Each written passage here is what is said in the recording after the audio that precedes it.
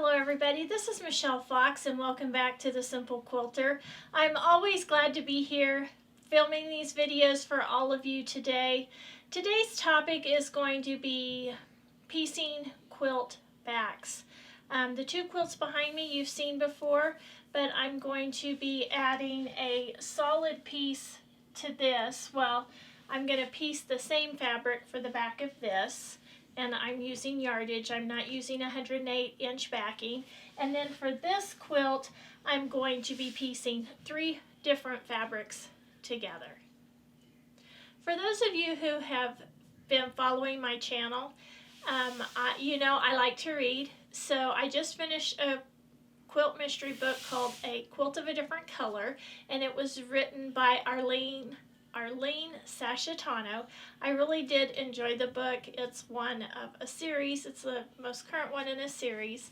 And if you're interested in checking that out, I'll put a link below. Those are affiliate links and they just help to support my channel. So if you're interested, check it out. Don't forget to check out the website listed below for so many quilty things. And there's a coupon code there for t-shirts. This t-shirt was made by the lady who owns that shop. Now the first backing I'm going to show you how to piece is the one for my Route 66 quilt. Now these are fairly small quilts. So the first thing I did was to measure the size of the quilt top. Okay, so my quilt top measures 62.5 by 46.5. So the width is 46.5, the length is 62.5. Okay, so that's just the quilt top. Now for the backing, to add the backing, we need to account for overage out here. We need excess fabric out here so that the long arm quilter can attach this to her machine. Okay, so all this out here is called overage. Now, I like to add a total of 8 inches of overage. That's 4 inches on this side and 4 inches on this side, 4 inches on this side, and 4 inches on this side. So this is how I do my calculations. I just write down the dimensions of the quilt, which are 46.5 by 62.5. Then I just add 8 inches to each number because there's 4 inches here, 4 inches here, so that's 8. There's 4 inches here and 4 inches here, so that's another 8. So then the total of the new dimensions will be 54.5 by 70.5. So that is the size that my back needs to be. Okay, so here's my piece of fabric, and I did press it before I got started. And then here's one side of the selvage and then the other side is over here. So I've just folded it lengthwise because it has to be at least 54.5 inches to give me enough overage for the back. So what I'm going to do is I'm going to put the front sides together.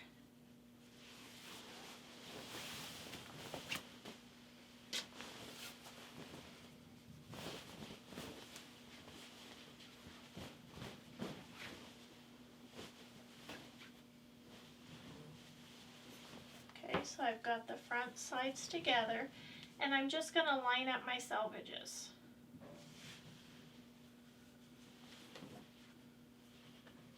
And this is just going to help keep the fabric straight. Now remember when you do this to put the front side, the right sides together. Okay? So all I'm going to do is pin this. Now, the selvages are on there, but I'm going to sew a deep enough seam so that I can cut those off. Now, this point is a little controversial. You can sew your seam 1/4 of an inch, or you can have a 1/2 inch seam. Now, I've done it both ways. It doesn't really, to me, it doesn't really matter, but some people say the correct way is 1/2 inch and you press them open. I don't really know that there is a correct way. It's the way you choose to do it. And as long as you have a good strong seam, 1/4 inch is going to be fine. Now, once I get this pinned on, I'm going to come down 2 inches. And the reason I'm going to do that is simply because I like to save my selvages.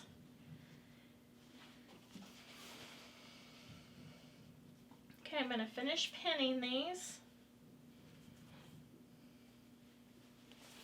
Pinning this together. And again, the reason I do this is just to help keep my fabric straight, because I can line up the edges of my selvage. Okay, there you go, and here's the fold. Now I could have cut this. You may choose to cut this before you pin it, but I just went ahead and pinned it. Now what I'm going to do is I'm going to sew a 2 inch. I'm going to go in 2 inches and I'm going to sew a seam. Now because this is the backing fabric, I am going to decrease my stitch length to at least 2.0, and you can go a little bit smaller if you want. I really feel like that just gives it just a little bit more durability. Okay, now you can see that I've sewn that seam all the way down, and before I cut the edge off, simply, and this is just because I want to save my selvages, I'm going to trim my 1/2 inch. Now I am going to do a 1/2 inch, but again, you can do 1/4 inch if that's what you want to do.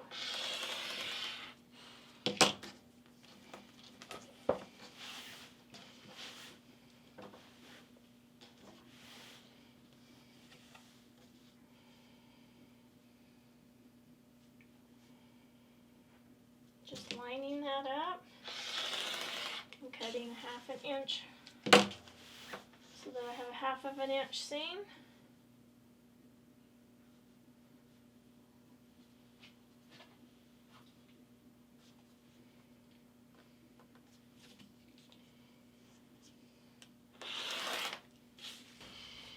Okay, and because I left the fold there, I'm just going to trim this off. I'm going to line it up there along my selvages and down along here. And I'm just going to trim this off. Okay, and that straightens up the edge. And then here's the selvage that I can save and use later, simply because I like to save the selvages. Alright, now what I'm going to do, I'm going to go to the iron, I'm going to set the seam and press this open, and then I'll show you what I have left. Now, when you're sewing your 2 pieces together, it's important to remove the selvages from here because these will shrink at a different rate. The selvage shrinks at a different rate than the main part of the fabric, and sometimes it can pucker. Now, some people say it doesn't, but because of experience, I know that it can cause puckering there, so I remove the selvage. Now on the top and the bottom you don't need to because you'll trim that away later. So I'm going to press these seams and press them open, and I'll show you what I have left. Now you can see I've pressed the seam open. Now it's important to be sure that seam gets really flat. If you need some tips on pressing, you can watch my video on how to press. Since I have both pieces together, I know it's going to be a little bit too long, so I'm going to trim that down just a little bit. Okay, so since my length is 84 or 85 inch, currently 84.5 to 85 inches, I need to trim off 6 inches on one side. That'll be a total of 12 inches. This is going to be a little bit longer. I'm going to give her just a little bit more to work with.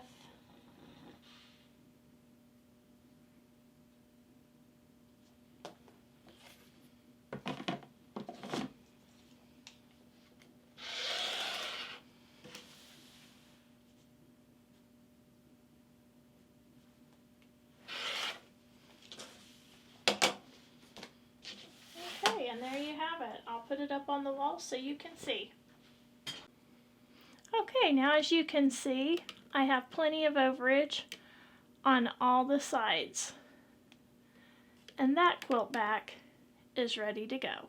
Okay, now before I start on the next quilt, I want to just encourage you to clean up as you go. These little scraps are going into my dog bed bucket. My selvages are going into my selvage container, and then I'll put that back up in my cabinet. And the blue scraps that I have left from trimming the back will go into my blue scrap bin. I'm going to put this back up in my cabinet. I'm going to put this one back up in my cabinet, and then that mess is cleaned up and I'm ready to start with the backing of the next quilt. Okay, so for the back of the Minnie Mouse quilt, this is what I'm going to have to do. Okay, so here, this right here represents the front of the quilt. That measures 43 by 61. I need to add 8 inches for the overage for all around the quilt. So I'm going to need for the quilt to be approximately 51 by 69 inches. Now I only have 16 inches of the 2 reds, which I'm going to put here. I have a little bit more of one, but I have to piece them. The smallest one is 16 inches, so that's what I'm going to make both of them so that they'll be equal. Now this piece right here, I'm going to trim down to about 40 inches. So these will be 16. This I'm going to use a 1/2 inch seam on, so that will be a full inch because it'll be a 1/2 inch for each side of the fabric and 1/2 inch here. So that will give me right at 70 inches, which is just a little bit larger than what I actually need, but that will be okay. So I'm going to do this just like I did the piece that I did for the blue backing that I just did.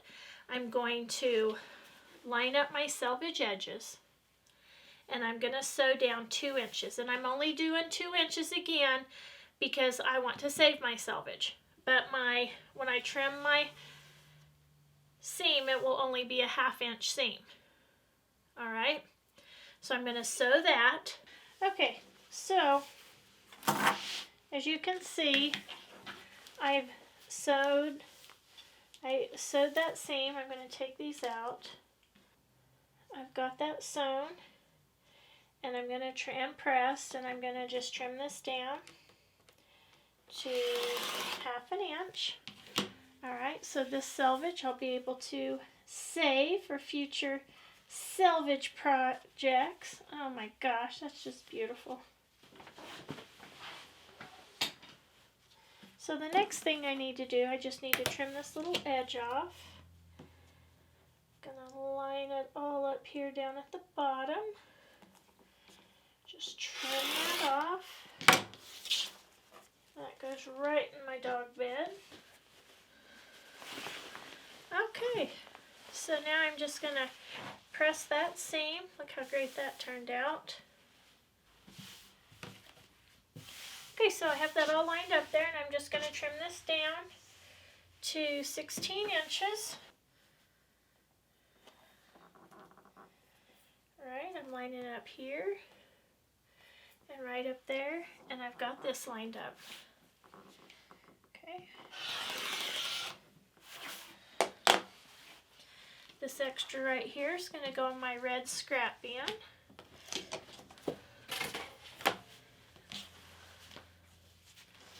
I'm going to go ahead and trim. So see, this is just one big long piece now, and I'm going to trim this down to 51.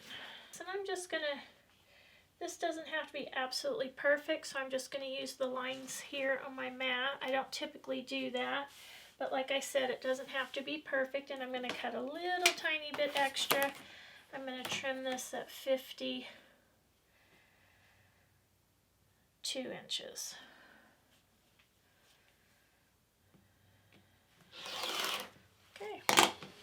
extra is going to go in my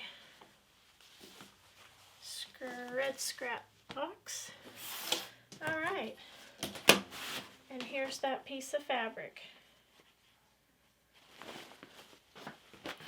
Okay, and I'm going to do the same thing with this red piece as I did with the other piece. Okay, I have all the pieces cut and trimmed up, and I put them on my design wall so you could kind of see how it was going to look once I get them sewn together. Okay, so I'm going to get them sewn together, and I'll be back. Okay, now there is the front of the quilt on the back of the quilt, wrong sides together, and as you can see, there's plenty of overage.